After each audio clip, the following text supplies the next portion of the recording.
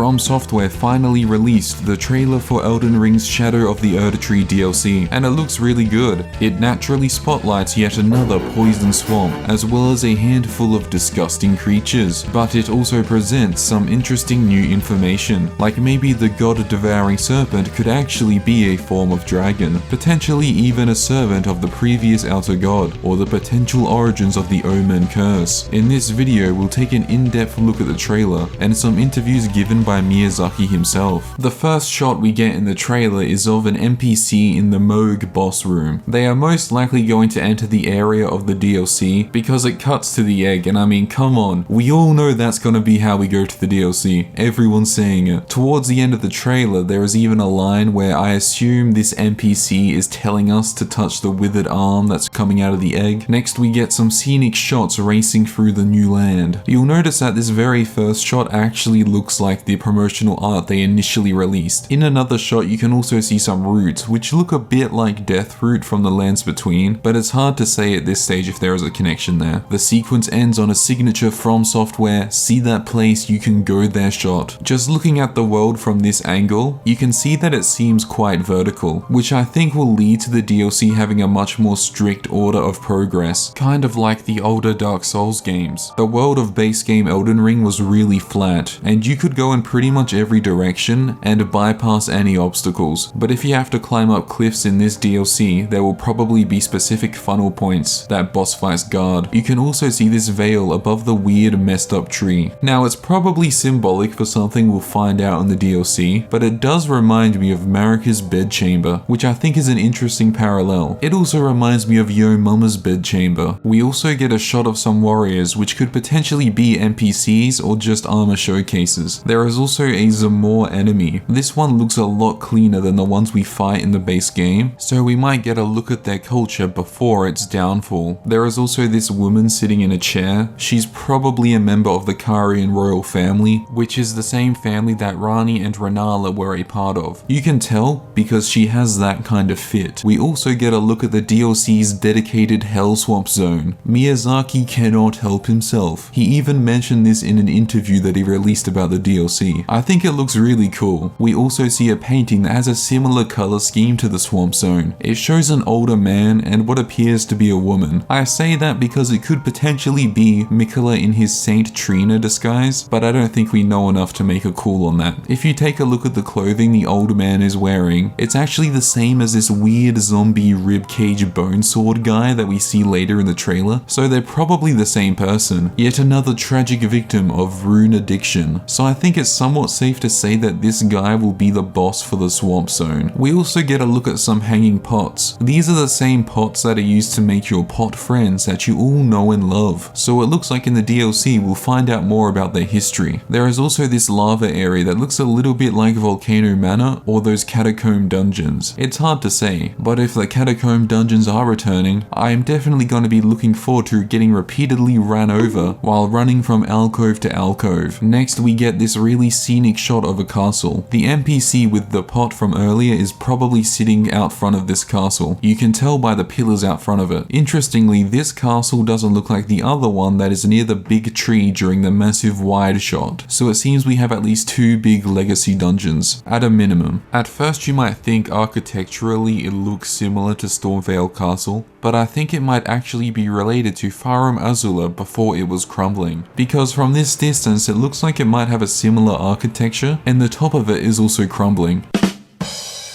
Next, there is this giant Wicker Man enemy. It looks like the kind of thing Rykard and his besties would make, which is just one of many indications in the trailer that he might have some kind of presence in the DLC. We get a look at this disgusting lamprey leech creature looking thing. This is quite interesting because you'll notice it has a lot of eyes. These make it look similar to something that might have spawned from Godwyn the Golden's corpse, kind of like how you can find those crabs that have his face on them in the Altus Plateau. Potentially, these could also be related to the worm faces. It might be a bit of a stretch, but they do seem similar to them structurally, and in the base game, worm faces weren't really explained too well, so it would make sense for them to expound found on that in the DLC. They also had this ritualistic covering that looked kind of similar to the old guy in the painting, but then again it seems like golden clothing was just really in fashion during the time of the Erdtree, so maybe there's nothing to read into there. I think that it's more likely that it's going to be related to Godwyn somehow. Next we get a look at this boss fight. At first you might think it's some kind of Beastman thing, but then when you look closer you'll see that it has the Omen horns. This might lead you to think that maybe the Beastmen somehow caused the Omen curse in the base game, and that we're going to find out more about that in the DLC. However, if you look carefully when it attacks, you will notice that the boss is a couple of guys stacked on top of each other, kind of like a group of children wearing a trench coat trying to get into a movie. In the background of the arena, you'll notice that the curtains are tied in kind of like a spiritual way. I know that makes no sense, but it's just giving me monastery vibes, so I feel like the guys stacked on top of each other are monks who maybe worship the Beastmen or the Omen curse, and that they might reside in that castle we saw earlier, especially considering that the boss will actually use a lightning attack, which is similar to what the ancient dragons use. Now we get our first look at Mesmer the Impaler, judging by what he says in his dialogue. Mother,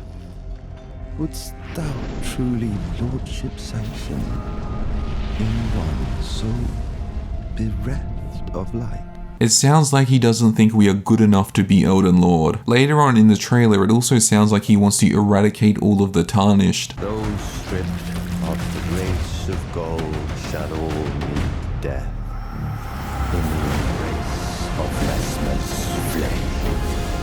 This line combined with that makes me think that maybe he doesn't want anyone to become Elden Lord, and he just wants to prolong the current age of deathless limbo that is present in the lands between. You'll also notice that he's covered in snakes. This definitely implies a connection to Rykard, or at least the origin of the god devouring serpent, but also he might just like snakes and enjoy keeping them as pets. If you look closely, you'll see that his eyes actually look like the dragon eyes that you can get in game. You can also notice that there are wings coming out of his snakes. This is interesting because it hints at a connection between the snakes, dragons, and Mesmer himself, which when combined with the presence of the weird Beastman monks that use the dragon lightning magic, could mean that we'll see some more dragons in the DLC. Maybe a look at the world before the Erdtree came to it. But furthermore, because he has the dragon eyes, and the snakes have wings, it confirms that there is definitely some kind of link between the snakes and the dragons. In the base game we had worms. These were basically furries that really wanted to be dragons, but they ended up becoming this instead of an actual dragon.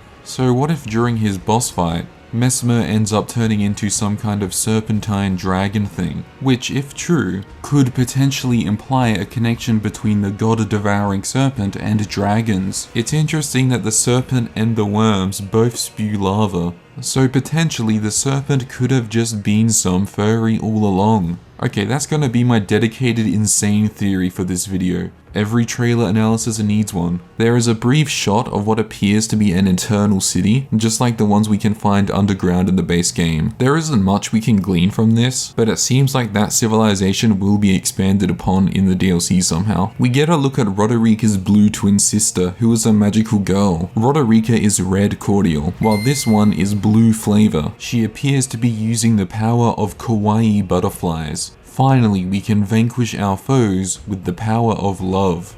We get a brief look at martial arts. This looks really cool. In all of the From Software games, I love using like the unarmed martial arts weapons, but none of them ever let you kick this crazy. I wouldn't be surprised if this is related to those weird Omen Beastmen monks we saw earlier as well. There is also a shot of a player throwing an orbital nuke at 3 guys. We can finally roleplay as those random explosive trap NPCs that are present in every From Software game. This repeating flaming crossbow is probably going to be the ultimate PvP troll weapon. There is this brief shot of what appears to be a new beast, but if you look below it, you can see someone's legs. So it's probably an incantation, just like the dragon incantations in the base game, where it summons a head that does the actual attack. And if you look closer at the design of this spell, it looks like a bear with omen horns, which means it's most likely related to the culture of those monks we saw earlier. There is also this beautiful cinematic fight that reminds me of the last fight in Sekiro, but if it was blue flavor. We get a brief shot of a cavalry knight harnessing the power of lean, as well as your mother. She uses this interesting spell too. An image on the official website shows that we can probably use it as well. There is also a boss fight that appears to be a new form of the aliens we fought in the base game, like the Falling Star Beast or Astel. In the very last shot of the trailer, we get a shot of Mikola glowing a very vibrant piss yellow. The camera then cuts to the tree at the center of the DLC area, and you can see that it isn't bleeding that golden juice. This could imply that Mikola's presence is what caused it to bleed piss. It's hard to say. The website mentions that Mikola departed to the land of shadow, and in order to do so, he had to divest himself of his flesh, his strength, and his lineage, of all things golden, and now he awaits the return of his promised lord. So going off of this, the body in the egg in Mohg's palace is everything that Mikola left behind, and in the DLC areas, I expect he will be a spiritual piss ghost that will guide us through the story, just like Melina did in the base game at all of the bonfires. Since the release of the trailer, Miyazaki has also given some interviews. If you're watching this and you are an alien being with no sentience, with no sense of self, you are just an unfeeling biological machine who cannot relate to the human experience. Interviews are where we ask someone questions and they provide answers. Usually these answers give us insights into certain topics. In this case, the topic is the Shadow of the Erdtree DLC. The first one we'll look at is the one he did with Famitsu. A kind person on Reddit has translated it into English for us. He starts by saying the success of Elden Ring makes him happy. Now you might not pick up on it, but he's actually referencing the song Happy by Pharrell Williams, which was written for the movie Despicable Me 2. Now I won't get into it in this video, but anyone who's a big fan of From Software can clearly see the influence of the Despicable Me franchise in all of their video games, so it's nice to see him reference that influence. What's interesting is that he states here the development of the DLC only began after the initial patches had gone through for the game, so we're looking at just under 2 years of development time for this DLC, which compared to the DLC of most games is a pretty long time, so it goes without saying that it's gonna be pretty big. Miyazaki states that the title of Shadow of the Erdtree refers to the Erdtree that we see in the trailer and the teaser image. He says that there is a small hidden meaning in the title that he hopes people will figure out when they play the game. I'm just gonna shoot from the hip here and guess that it means metaphorically living in the shadow of the actual Erdtree, that the histories and the stories of everybody in the land of the Shadow Tree has been kind of paved over and erased by the Erdtree and the Golden Order of the main game. So they are metaphorically living in the shadow of the Erdtree and everything that represents. He also confirms that the figure in the teaser image is Mikola, and states that the story of the DLC is told through many different NPCs who are following Mikola. In another answer, he also conclusively states that there is no time travel involved. The DLC will take place in the same time as the main game. He also makes it pretty clear that Mesmer is a hero and another child of Marika. He confirms that you access the DLC by touching the dangling arm in Mohg's arena, but more importantly, he tells us that we need to have defeated Mohg and Radahn in order to access the DLC. When I play it, I'm going to create a new character, so that way I don't have to deal with all of the New Game Plus skewed statistics. So if you're like me, I suggest you get your character past Mohg and Radahn so you can play the DLC immediately when it releases. What's interesting is that he states the DLC is entirely separate from the main story in terms of endings, so that means we're not gonna get a new ending. It also seems like the DLC won't even have its own ending cutscene. This is not gonna be like an Atlas game where they add like a new random anime woman and she gives you a new ending for some reason. In order to balance the DLC, they have introduced a new system that is similar to the attack power system in Sekiro. He doesn't say much about it, but it's basically a way to level your damage exclusively for the DLC areas, so you can kind of balance the difficulty if you're too strong for it or too weak by increasing the attack power stat. He also speaks a little bit about the monks we saw earlier. The interviewer likens it towards the lion dance, which if you're not familiar is this traditional Chinese dance where multiple people basically put on this lion costume and dance. Miyazaki says this lion dance boss is indicative of a culture that existed before Marika and the birth of the Erdtree, which links into what I was saying earlier, because if you remember from the base game, the Beastmen and the dragons and crumbling Farum Azula did come before the Erdtree, and that culture was supplanted by it, so this answer only further strengthens that link between them. He also directly states the veil over the DLC's area is because the entire land has been sundered from the lands between, and the veil keeps it hidden from the outside world. So I guess we can just ignore my weird Yo Mama's bedchamber theory. He also states that this is gonna be the only DLC, but they aren't ruling out a sequel to Elden Ring. While this interview is pretty good, the most revealing and humanizing lines come from his interview with Eurogamer. I'm going to quote it directly for you. Of course, I had to ask Miyazaki if Shadow of the Erdtree will once again include a poisoned swamp. In a word, yes, he said,